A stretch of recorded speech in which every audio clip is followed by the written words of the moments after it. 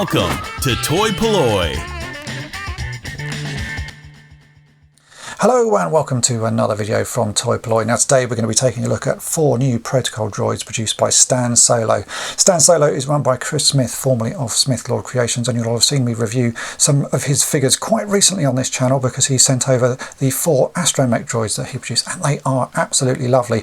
And I have to say the protocol droids look just as good. There are 2 from Star Wars and 2 from The Empire Strikes Back. We have C-3PO at the Yavin ceremony and U-3PO from the blockade runner at the start of the movie, and then we have K-3PO and R-3PO both from Echo Base in Empire Strikes Back. So let's get straight onto it and I'll show you these figures in greater detail. So here we have the 2 figures from Star Wars A New Hope. On the left we have C-3PO from the Yavin ceremony, and on the right we have U-3PO as you see him on the blockade runner.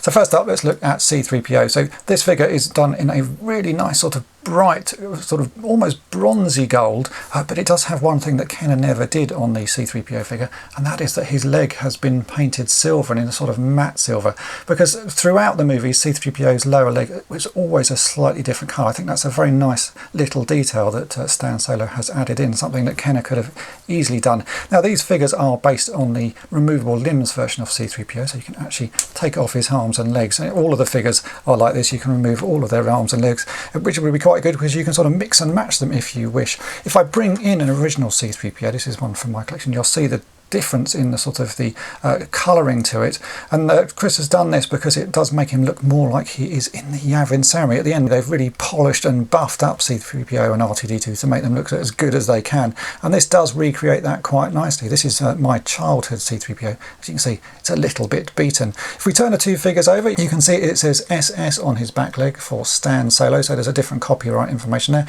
and you'll also notice that the original figures actually have a little metal stud there in the middle, but on these Stan Solo ones that's just moulded into the plastic. So that's a really nice figure, and a great if you want to do some sort of dioramas and set up that last scene from Star Wars. It's nice to have one that finally has this silver bottom to his leg. I think that's a really nice addition.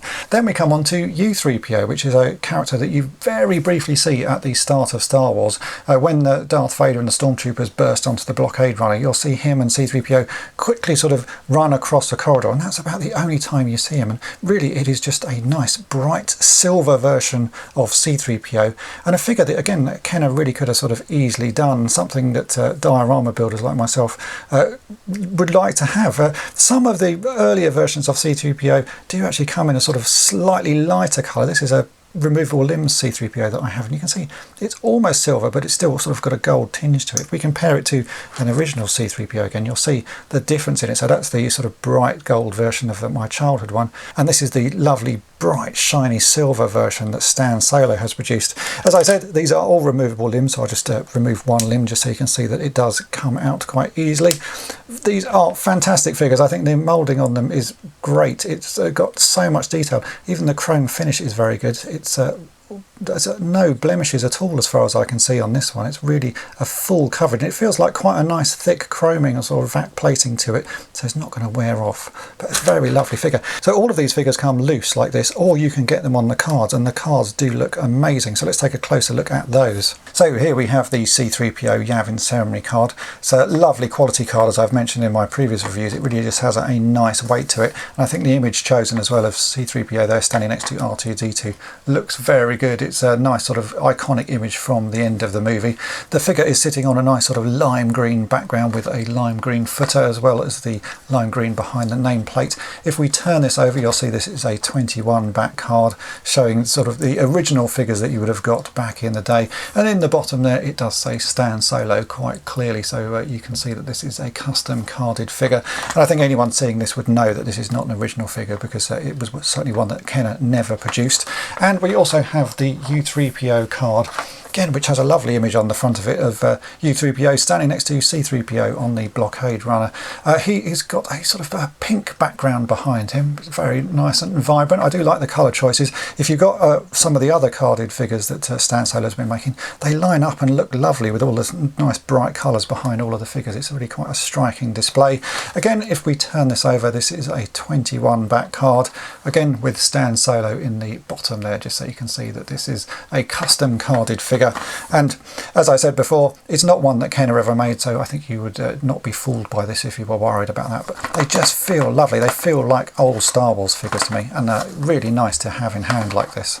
Next up we have K-3PO and R-3PO from The Empire Strikes Back, as you see them in Echo Base. Ever so briefly, I have to say, I think K-3PO you see a few times in various shots, and R-3PO is just in the background, sort of glimpse and you'll miss him sort of figures. But they are lovely things to have because, again, as I say, if you're diorama building or anything like that, it's nice to have extra protocol droids, and previously you only had C-3PO, so to have two from Echo Base is a nice addition.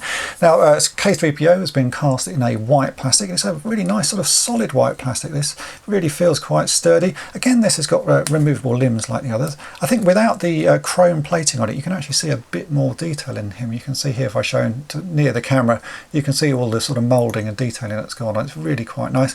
And Chris mentioned to me that because these are from The Empire Strikes Back, and because Kenner would have had the ability to add a few more details to figures, the sort of Star Wars figures are fairly basic, and The Empire Strikes Back one started to get a little bit more complicated. He has added some paint detailing to these two figures, so you can see that both the eyes are painted, and he's got a couple of red dots on his chest, just as you can see in the background there. Again, if we turn this over, you can see it says SS on the back of his leg. Really nice little figure though. I do like this one, very good. Just a great sort of addition to any sort of diorama builder's scene. And then we have R-3PO, who is the same figure but in a sort of burgundy red type plastic, a bit more like a Emperor's Royal Guard sort of colouring, I would say. He doesn't have the same paint detailing, he just has his eyes painted, but again it's all removable limbs, so if you want to swap them about you can. Both of these figures are available loose, as you see here, and again on cards. So let's take a closer look at the card backs. I do like this shot of K-3PO with C-3PO sort of pestering him in some way. I think that's a really nice image. You can see here that K-3PO has obviously been through a few little battles there. He's got some damage to the front of his chest.